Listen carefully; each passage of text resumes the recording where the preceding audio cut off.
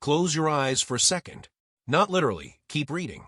But think about what just passed through your mind in the last 60 seconds. A worry, a memory, someone's face, a craving, a random image you can't explain. Your mind never stops moving. It jumps, drifts, circles back, then leaps somewhere completely new. You've always assumed that's just you, your personality, your quirks. But what if everything happening inside your head right now is not modern at all? What if the contents of your mind, the fears, the daydreams, the obsessions, were already running on repeat inside a skull that sat around a fire 40,000 years ago? This is not a metaphor. This is neuroscience. Your brain has not meaningfully changed since the Upper Paleolithic. The same architecture, the same circuits, the same basic operating system, which means when ancient humans stared into the dark, their minds were doing almost exactly what yours is doing right now. And the question no one ever really asks, the one that turns out to have a genuinely strange answer, is this: what were they actually thinking about? Not in the broad sense, not survival or food as a category, but specifically, concretely, what were the actual thoughts that moved through a Neanderthal's mind on a slow afternoon? What looped through the brain of a Cro-Magnon woman lying awake before sleep? What occupied a prehistoric child staring at the ceiling of a rock shelter? The answer is going to make you feel something unexpected, because most of what ancient humans thought about was not survival. It was not predators or hunger or finding shelter. Most of what they thought about was other people. Psychologist Robin Dunbar spent decades studying the content of human conversation and social cognition. His research, published across multiple papers in the 1990s and 2000s, found that roughly 65% of all human conversation, across every culture studied, is about social information. Who is doing what? Who said what to whom? Who is trustworthy? Who is not? Dunbar argued that this is not a modern distraction.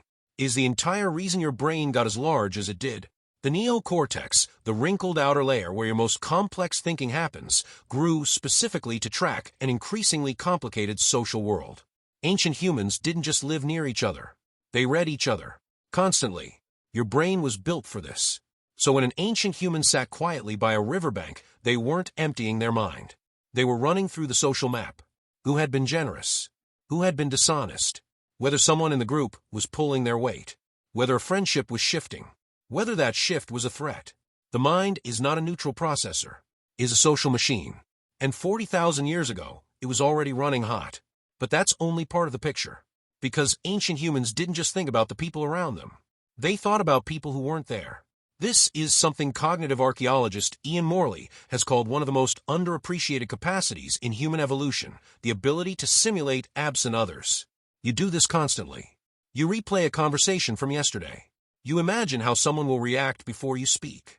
You rehearse arguments, imagine reunions, dread confrontations that haven't happened yet. This mental simulation of other minds is not something you learned. It is hardwired, and the evidence suggests ancient humans were doing the same thing. Cave art is partly evidence of this. The figures drawn on rock walls across Europe and Africa are not just images. They are records of minds that could hold absent animals, absent people, and absent experiences in their heads long enough to reproduce them on stone. Ancient humans thought about the dead. Burial sites going back over 100,000 years, and possibly much earlier, show that prehistoric people did not simply discard their dead. They positioned bodies carefully. They included objects. Red ochre, a pigment made from iron-rich stone, was pressed onto the bodies of the dead across dozens of ancient burial sites worldwide. Archaeologist Francesco D'Erico, one of the world's leading researchers on early symbolic behavior, has documented ochre use not just in burials, but in personal ornamentation going back at least 100,000 years in South Africa. Something about color, about marking, about significance, was already churning in ancient minds. They thought about what death meant, about where someone went, about whether anything of a person remained. You are not the first species on your branch of the evolutionary tree to lie awake wondering what happens after. Ancient humans thought about music. Flutes carved from vulture bone and mammoth ivory have been found in caves in Germany, dated to roughly 40,000 years ago. These are the oldest known musical instruments, but they were not primitive experiments. They were finished objects. Objects that required planning, carving skill, and a clear mental image of the sound you wanted to create before you began. Researcher Nicholas Connard, who led the excavation of these instruments in the Swabian Jura caves, noted that their sophistication suggests music was already a mature practice by the time these objects were made. What were ancient humans thinking about when they played? Probably what you think about. Connection. Mood. Something that feels almost impossible to put into words. Ancient humans thought about meaning. This is the one that unsettles people most. Because we tend to imagine that meaning, the search for why, is a modern luxury. Something you do when you're not busy surviving. But the archaeological record disagrees. Symbolic objects, beads, pigments, burial rituals, cave paintings placed in total darkness, deep inside cave systems that required torches and deliberate effort to reach. These are not the marks of a mind running purely on survival instinct. They are marks of a mind asking a question that doesn't have a practical answer. Why am I here? What does this mean? Is there something more? That question has never stopped. And here is where it gets intimate. Because you are the answer. Every thought ancient humans had about other people, they had it because tracking relationships was the difference between being included and being cast out, and being cast out was death. Every thought they had about the dead, they had it because losing someone real leaves a space in the mind that the brain doesn't know how to close. Every thought they had about music and color and meaning, they had it because a brain capable of simulating other minds, of holding absent things, of caring about symbolic significance, inevitably starts asking what all of it is for. Your ancestors didn't think about survival as an abstract mission statement.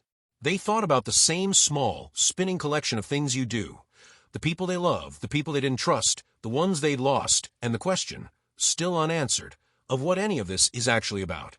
Close your eyes for a second. Think about what just passed through your mind in the last 60 seconds. Someone's face. A worry. A memory. A question you can't quite finish forming.